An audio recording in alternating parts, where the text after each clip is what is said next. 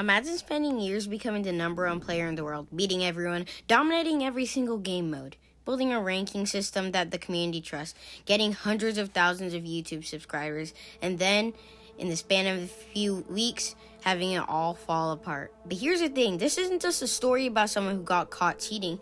It's about fake identities. It's about a rigged ranking system. It's about a community that got completely played. And at the end of this video, I'm going to tell you whether I think Minecraft PvP is actually dying because of it. Let's get into it. Okay, first, if you don't live in the Minecraft PvP world, you need a little context here.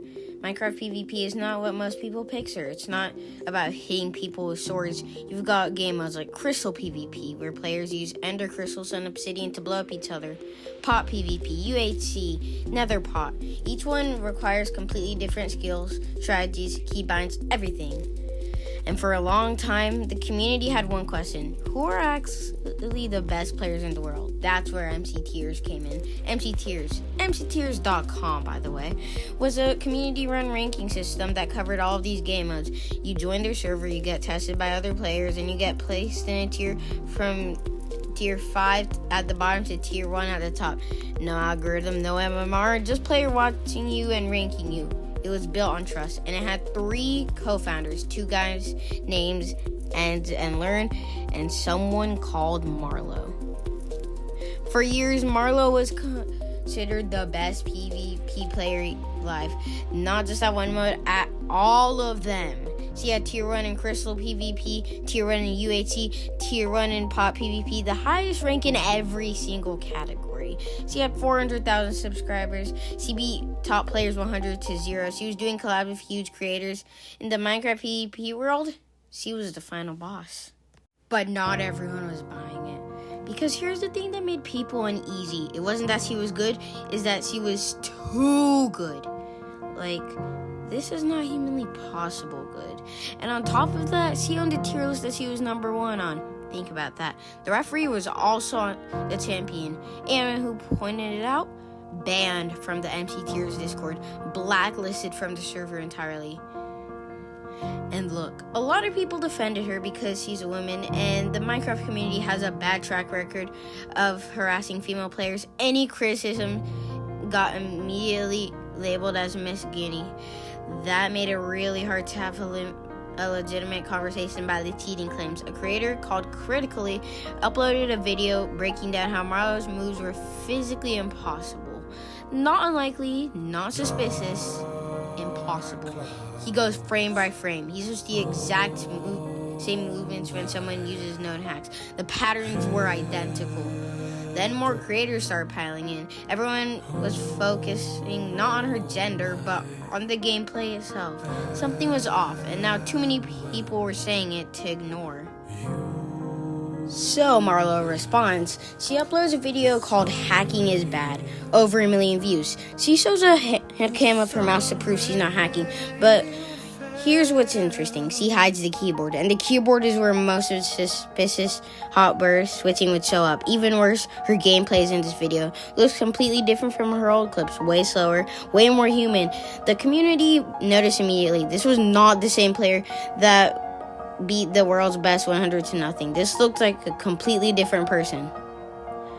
A week later, she announces she's transferring ownership of MCTiers and stepping down. Now, and this is important, she says this is an admission of guilt, but the timing was hard to ignore. Then in March 2026, a creator called Refon gets her on a voice call and asks her to do something simple. Change her vocal pitch slightly, just up and down. She can't do it. After a minute of complete silence on the call, she connects, claims the power went out in her state. And that's where the second part of the story starts. Because it turns out Marlowww wasn't even a real person.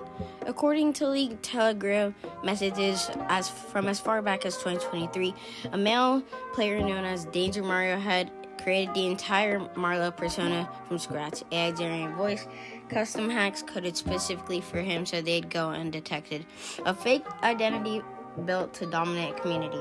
The plan didn't stop there. The messages show that even in 2023, he already knew this would all eventually unravel. So he planned ahead, and his plan was to fake Marlowww's death, get on a call with big creators, fake jumping off a bridge on a camera, then go offline and claim a mental health crisis later.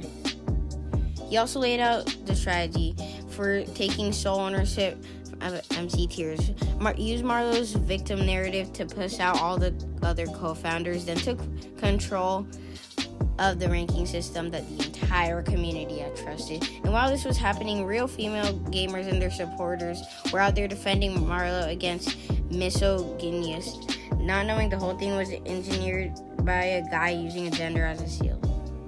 That's the part that really gets me. So overall, I don't think Minecraft PvP is dying. I mean, it's a whole community. And plus, the MCTiers staff are making a new community-based MCTiers type ranking system. So this won't be too bad, as long as people like Marlowww don't get in.